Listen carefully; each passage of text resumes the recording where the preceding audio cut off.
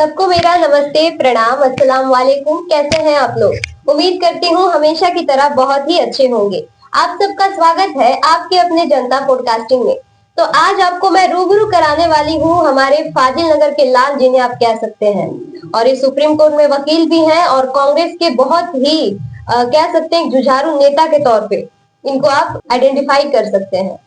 तो हम स्वागत करते हैं अपने इस चैनल में, प्रोग्राम में, औरंगजेब खान सर। आपका कैसे हैं आप? बस ठीक है। मुझे बड़ी खुशी की बात है कि हमारे इस विधानसभा में इस तरह के जो भी स्टार्ट हो गया, तो बढ़िया है कि आप एक अच्छा मैसेज फैला रहे हैं, लोगों को जागरूक कर रहे हैं, लोगों को संदेश दे रहे हैं।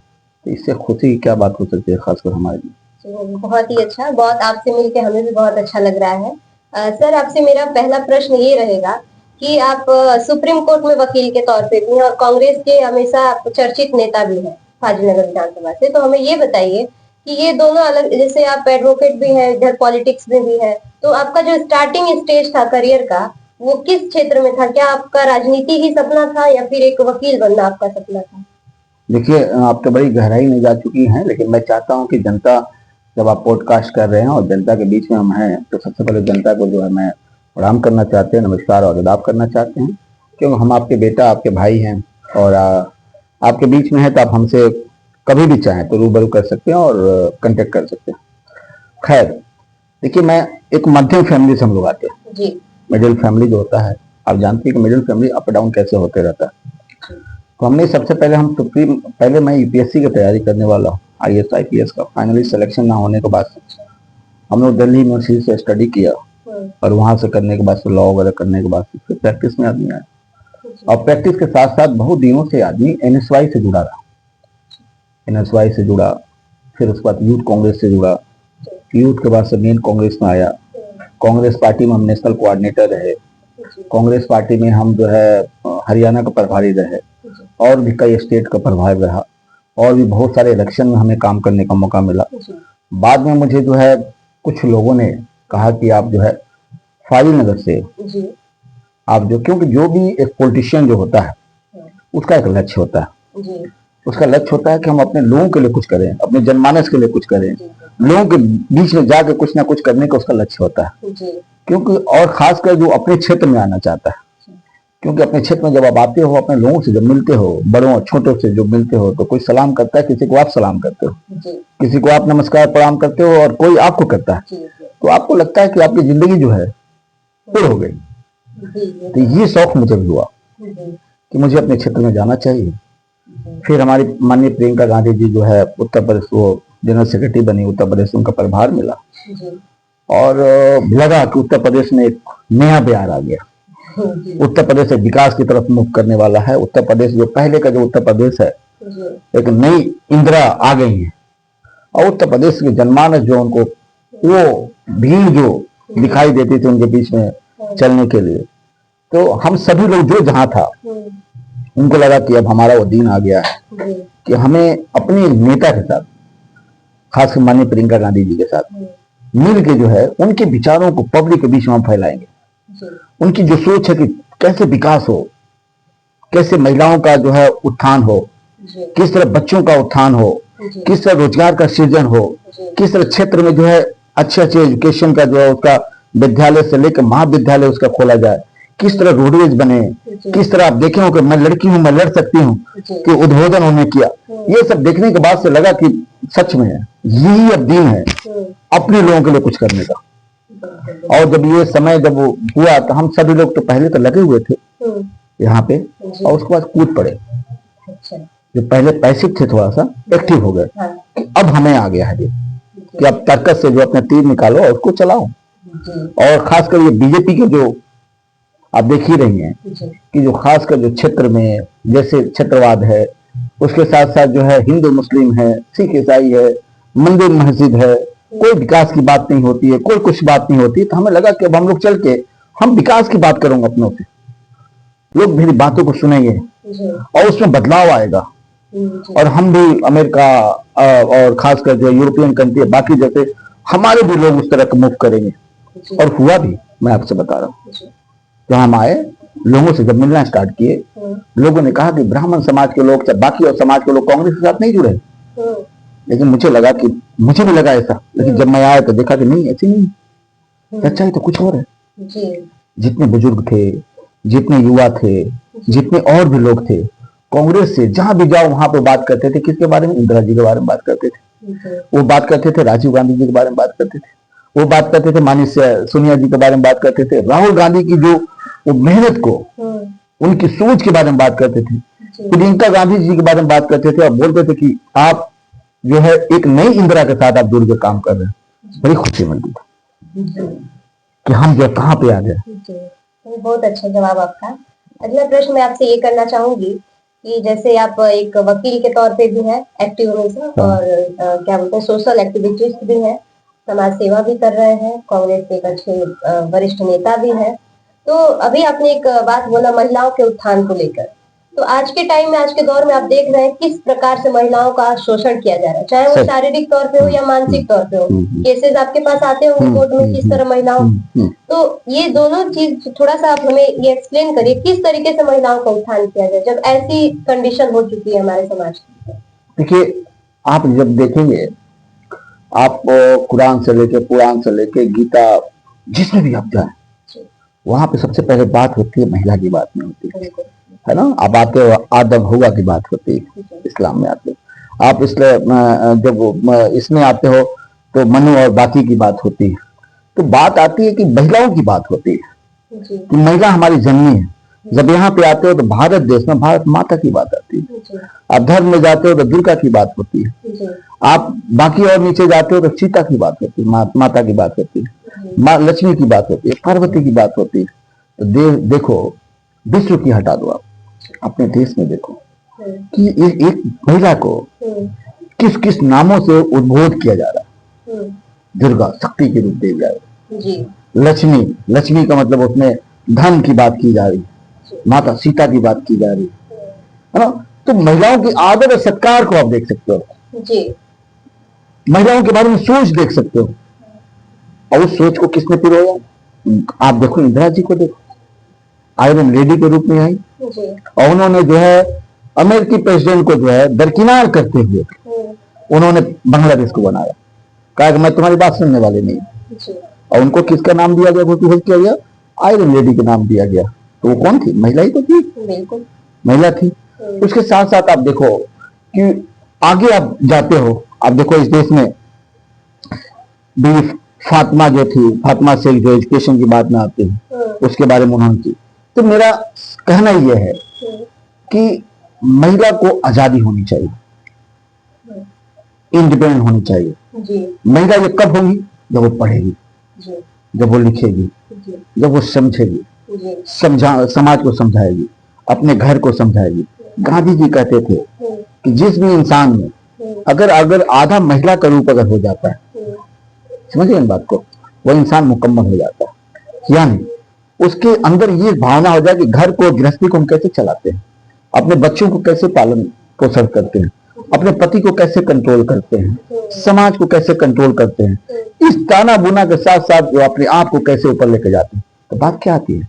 महिला की ताकत की बात आती है, महिला की शक्ति की बात आती है, महिला की सोच की बात आती है, महिला के एजुकेशन की बात आती है, महिला की बाकी और भी जो उसके अंदर जो एनर्जी की बात आती है, जो कर गुजरने की बात आती है। हमें उस तरह की महिलाओं को पैदा करने की जरूरत है।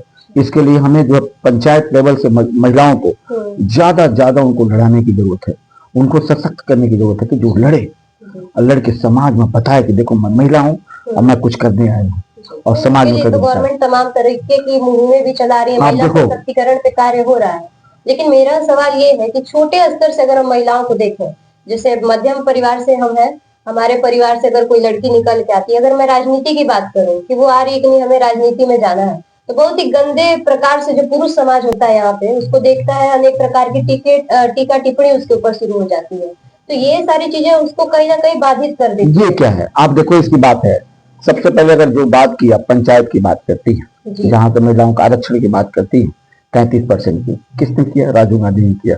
बाद में सोनिया गांधी ने 33% का आरक्षण को लेकर आए कि भाई महिला को इसमें इतनी आरक्षण मिलनी चाहिए। तो क्या आज देखो ना, आज देखो कि आप कानपुर का कांड देखते हो, सिंगर की बात आप देखते हो कि भैया जिस महिला के साथ रेप होता है, मारा जाता है, पीटा जाता है, उसके को मर्डर कर दिया जाता है, उसके बाद उस महिला को छोड़ दिया जाता है, वो अपराधी को, फिर उसके लिए प्रोटेस्ट करनी पड़ती है।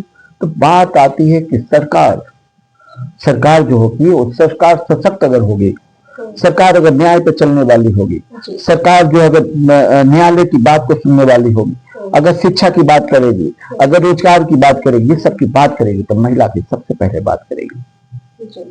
क्योंकि महिला के सशक्ति के बिना, महिला की आजादी के बिना आपके समाज की जो ताना बुना है, उसकी नींव जो होती है, उसे मजबूत किया ही नहीं जा सकता। आप देखो आज महिला हो, आजाद हो, इंडिपेंडेंट अपने आप को फील करते हो, आप इतने सारे पुरुषों के बीच में बैठे हो, लेकिन आप मेरी छोटी बहन हो, हम सब आपको समझते हैं। तो इस तरह के विचार होने बड़ी जरूरी है। एक महिला बैठे तो उसे हम सबसे पहले उसे इंगित करें कि हमारी छोटी बहन है, हमारी जो है हमारी बहन है। जब बहन का उद्घोष हो जाएगा, है ना, हमारे घर की, हमारी फैमिली का मेंबर है, सदस्य हो जाएगा, तो कोई भी आदमी ऐसा नहीं करेगा। और जो सरकार है उसे सशक्त होना पड़ेगा कि अगर कोई महिलाओं के ऊपर कोई उत्पीड़न करता है तो उसको सख्त सख्त सजा दिया जाए, उसे फांसी पर लटका दिया जाए, उसे जो भी सजा देनी है उसे सजा दी जाए। लेकिन ये सरकार दे कहां रही है? आप देखो ना एनसीआरबी के रिपोर्ट में रेप में अपने उत्तर प्रदेश की क्या पोजीशन है, आप मर्डर में देखो क्या पोजीशन है, महिला सशक्तिकरण में क्या पोजीशन है। तो जब आप महिला सशक्ति भी करोगे तो आपको ये बात तो करनी पड़ेगी, ये आपका हक है कि हम महिलाओं के लिए क्या हो रहा है। जी बिल्कुल। एक और चीज है, आजकल हम देख रहे हैं कि बहुत ज्यादा रिपोर्ट मिल रहा है रोड एक्सीडेंट चीजों को लेकर। रोड एक्सीडेंट बहुत ज्यादा मात्रा में इंक्रीज हुआ है, बढ़ा है। आपको क्या लगता है इसके पीछे क्या रीजन है और इसे कैसे हम कंट्रोल में कर सकते हैं? अगर आप इसमें जो है बीजेपी के नेताओं से पूछोगे आप, तो वो कहेंगे भैया ये ज्यादा अच्छी रोड बन गई है ना, मतलब रोड बन गई है इसलिए एक्सीडेंट हो रहा है ना, ये कहोगे। लेकिन मैं कहूंगा कि रोड का जो नियम है उसका उल्लंघन हो रहा है। ट्रैफिक पुलिस को वहां पे नियंत्रण नहीं है, वहां पे सरकार के नियंत्रण नहीं है। हम उस तरह की कोई उस तरह के कानून को जो है हमारे पास उसे हम लागू नहीं कर पा रहे हैं, जिसकी वजह से जो है हमें जो कैमरा जो लगाना चाहिए, उस पर रोक लगानी चाहिए, उसको हमें एक शिक्षित करनी चाहिए, वो हम कर नहीं पा रहे, जिसकी वजह से ये घटनाएं हो रही है। और अगर ये नहीं करेंगे तो घटनाएं होंगी। तो डायरेक्टली आप क्या कहना चाहते हैं, ये प्रशासन की कमी है कि पब्लिक की कमी है? देखिए, सबसे पहले पब्लिक क्या होती है, अंधी होती है। हर इंसान आजादी चाहता है और आजादी का कोई रूप नहीं है, कोई उसका अंत नहीं है, इसलिए कानून बनाई जाती है और उसमें बताया जाता है कि आजादी यहाँ तक है, ये लिमिट आपकी आजादी है। तो सरकार क्यों बनाई जाती है, कानून क्यों बनाया जाता है? इसलिए बताया जाता है कि लोगों को अवेयर करो, उसको कानून की गुत्थी में लाके उसे सुलझाओ। जब हम कानून बना दिया उसे गुत्थी को सुलझाएंगे नहीं तो एक्सीडेंट होगा, लोगों का रेप होगा, लोगों का मर्डर होगा, लोगों से लूट और छिनतई होगी, और उसके साथ साथ कोई कुछ कहेगा तो बिना बोले उनका इनकाउंटर किया जाएगा और न्यायालय को अपना कार्य नहीं किया जाएगा। तो हमारे बहुत से दर्शक इस समय इस वीडियो को देख रहे हैं, जिसमें आपकी भी काफी लोकप्रियता है, आपके समर्थक भी इस वीडियो को देख रहे हैं। तो इस हमारे चैनल के माध्यम से, इस वीडियो के माध्यम से उनके लिए आप क्या कहना चाहेंगे? देखिए, मैं ये कहना चाहूंगा आप सबको कि देखो, आप अपने बच्चों को पढ़ाओ। एजुकेशन एक ऐसी, कहा जाता है, सेवनी की दूध है कि जो पढ़ने के बाद से वो जो अपने आप में मजबूत हो जाता है। तो मैं सबसे पहले कहूंगा कि अपने बच्चों को पढ़ाओ, अपनी बेटियों को पढ़ाओ, उसे सशक्त करो, उसे मजबूत करो, अपनी महिलाओं को मजबूत करो, उसको आजादी दो। इसके साथ साथ मैं कहूंगा कि आप अपने गलत के खिलाफ में आप अपने आप को आवाज उठाना सीखो, मुखर होना सीखो और सच का साथ देना सीखो। और ये डेमोक्रेटिक कंट्री में, यानी लोकतांत्रिक कंट्री में, जहां हमें एक दूसरे को चुनने का अधिकार है, जहां हम लोग को चुन के रिप्रेजेंटेटिव भेजते हैं, अगर हम भी कल नेता बनते हैं तो हम आपके गुलाम हैं। चाहे जितने मंत्री, प्रधानमंत्री और जितने जो भी हैं, सब आपके गुलाम है, आपके नौकर है। तो आप अपने गुलामों को गुलाम की तरह रहने का एहसास दिलाओ। ये कब होगा? जब आप अपने हक हकूक का, अपने अधिकार के लिए लड़ना, बोलना और उस पर सोचना शुरू कर दो। बहुत बहुत धन्यवाद सर आपका। थैंक बहुत ही अच्छे से अभी आपने देखा, सर ने हर प्रश्न का जवाब दिया और महिलाओं के उत्थान को लेकर बहुत ही अच्छी बात बताई। तो इनके द्वारा बताए गए चीजों को, उसके इन्होंने जो मार्गदर्शन हमें दिया है, हम सबको उस पर अमल करने की एक आवश्यकता बात है। मैं आपसे एक बात और कहूंगा, जो मुझे लगा आप लोग को बोलना चाहिए मुझे। देखिए, मैं पिछले बार जब मैं यहाँ पे इलेक्शन के लिए आया तो मुझे लगा कि मुझे टिकट हो जाएगा फाइनली। जी। खैर नहीं हुआ, कोई बात नहीं है। हाँ। प्रकृति के गोद में पता नहीं क्या हो, नहीं जानता। जी। लेकिन मैंने एक चार्ट बनाई। हम्म। उस चार्ट में मैंने बनाया था कि यहाँ पे गर्ल्स स्कूल होगा, यहाँ पे कॉलेज होगा, यहाँ पे उनका ट्रेनिंग सेंटर होगा, महिलाओं के लिए, बच्चों के लिए, सबके लिए कैसे रोड होगा, कैसे मैंने रोड मैप तैयार की थी। और कुदरत ने, अगर परमात्मा ने, भगवान ने, राम की अगर कृपा बनी रही, उस भोले बाबा की, और मैं कभी आया तो फाजिल नगर को मैं जो है स्विट्जरलैंड बना दूंगा, ये मेरा वादा है। क्योंकि फाजिल नगर में वो चीज है, मैं नहीं करूंगा, क्योंकि फाजिल नगर में वो चीज भरी पड़ी हो संपदा, हमें केवल उसको थोड़ा सा बूस्ट अप कर देनी है, और मैं इसे करते रहूंगा। तो हमारी फाजिल नगर की आवाम पूरी, सर ने अभी जो भी शब्द बोले सुन रही होगी कि इन्होंने कितना अच्छा सा मॉडल तैयार करके रखा है कि फाजिल नगर को स्विट्जरलैंड बनाएंगे। तो ये अपने आप में एक बहुत ही बड़ी और एक सही सोच है, एक सकारात्मक विचार है। तो हम सबको मिलके इस विचार को समर्थन देना चाहिए, इस विचार को आगे ले जाने में हम सर का हमें हेल्प करना चाहिए। तो आपका बहुत बहुत धन्यवाद सर, हमें समय देने के लिए। आप सबको नए साल पे बहुत बहुत मुबारकबाद।